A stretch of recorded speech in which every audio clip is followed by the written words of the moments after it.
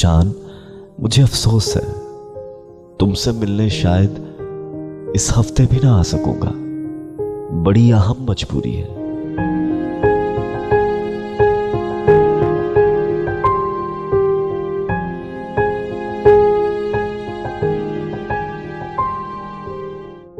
जान, तुम्हारी मजबूरी को अब तो मैं भी समझने लगी हूँ। शायद इस हफ्ते भी तुम्हारे चीफ की बीवी तन्हा होगी।